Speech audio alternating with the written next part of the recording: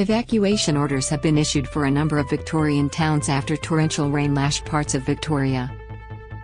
The hardest-hit communities in the north and central regions of the state have received more than an entire month's worth of rain in the past 24 hours.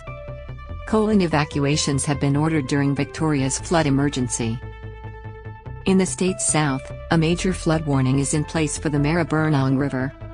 Melbourne on Friday morning recorded more than 10 millimeters of rain in just over an hour.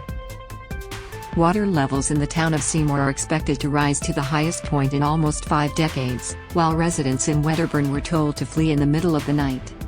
Jump to top key events 1 hour ago. An update on the person reported missing in Victorian floodwaters. 3 hours ago, residents around the Goulburn River Lake area to Seymour have been urged to leave low-lying areas before it is too late.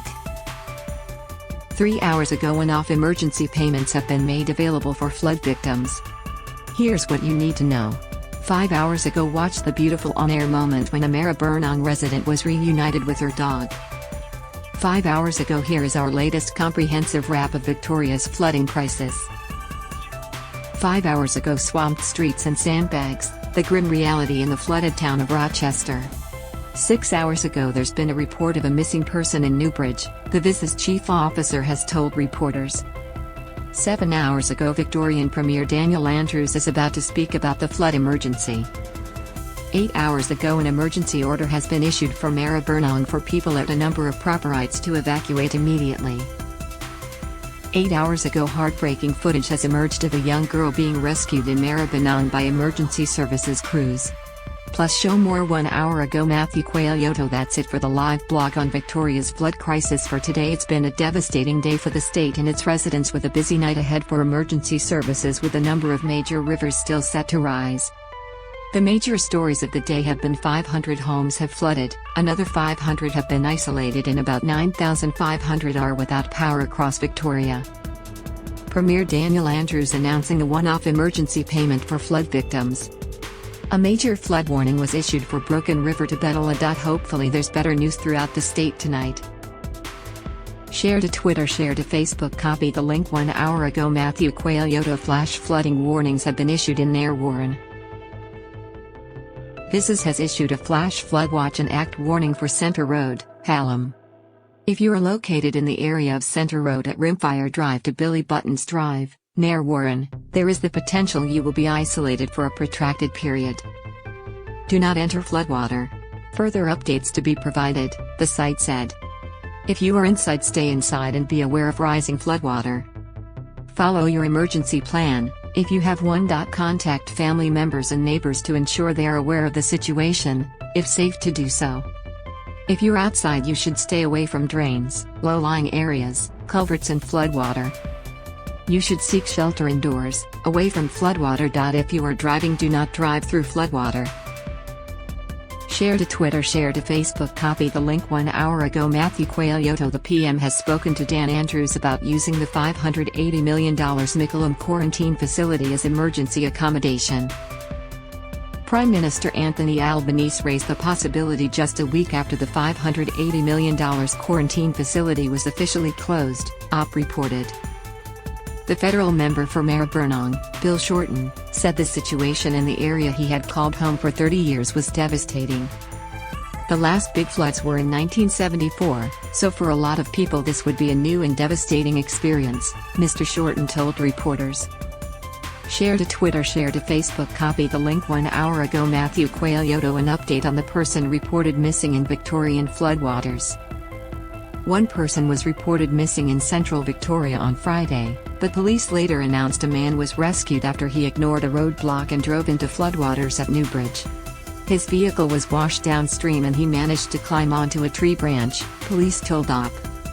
Complacency has been blamed for the number of rescues. Premier Daniel Andrews urged people to heed warnings and not drive into floodwaters.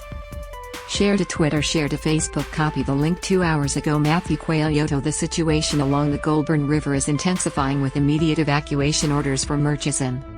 Vices has warned that the Goulburn River at Murchison is currently at 10.28 meters and rising, with moderate flooding. It is expected to exceed the major flood level of 10.70 meters Friday evening, with further warnings that it may even hit 12 meters Saturday afternoon. If you are located in the impacted areas within Murchison, it is recommended you evacuate immediately, the latest warning said. Local impacts were likely in the following areas: Stevenson Street up to Impey Street and down to Willoughby Street including Old Weir Road, Watson Street between Impey St and Robinson Street and from Mackenzie Street to the river, Station Street between Robinson St and Impey Street and from Dwyer Lane to the river, Corio and Mills Sts, Robinson Street between the edge of town and Station St, Old Weir Road, Charles Lane, Phillip Lane, Salis Road, Hutchison Road, Gillam Road, High Road from Campbell's Road into town, Donnegan's Road, the Sky Caravan Park, and the Murchison Caravan Park. Affected residents can head to the relief center that has been opened at the Macintosh Center at the Shepperton Showgrounds, Thompson Street, Shepperton. If you are already prepared to leave, you should do so now, Viz said. The safest evacuation route is by the Goulburn Valley Highway. Share to Twitter, share to Facebook. Copy the link. 3 hours ago, Matthew Quayle. So where is the rain causing the biggest issues? Our meteorologist breaks it down. The Melbourne area received 40 to 70 millimeters over the past 2 days, which was in line with expectations, but it was the heavier falls upstream that have really added to the concern, according to 7 News meteorologist Jane Bunn. Falls of well over 100 millimeters fell on already sodden ground, Bunn said. Now all of that water is working its way through the rivers. Watch the video below, where the rain fell and how it's affecting the rivers now. Share to Twitter, share to Facebook. Copy the link. 3 hours ago, Matthew Quayle. Residents around the Goulburn River Lake area to Seymour have been urged to leave low-lying areas before it is too late. This has made the emergency warning to move to higher ground, with major flooding along the Goulburn River and its tributaries expected to intensify. Major flooding has peaked at Seymour above the record flood from May 1974 of 7.64 meters, it said. Major flooding is expected at Murchison from Friday evening and at Shepperton late Saturday morning. At Shepperton, river levels close to the May 1974 record flood of 12.09 meters are possible during Tuesday, it said on its site. Impacts continue along the Goulburn River Lake Eildon to Seymour, the warning says. If you are located in low-lying areas or close to a waterway, you are in danger. Act now to protect yourself and move to higher ground. Leaving now is the safest option, before conditions become too dangerous. Share to Twitter, share to Facebook. Copy the link. 3 hours ago, Molly McGuinness one-off emergency payments have been made available for flood victims. Here's what you need to know. The emergency relief payments were announced earlier today as both regional and metro areas in the state experienced record flooding.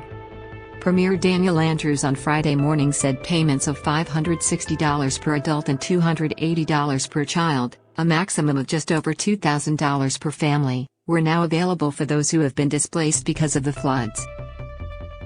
Read more in the story below, everything you need to know about the payments. Share to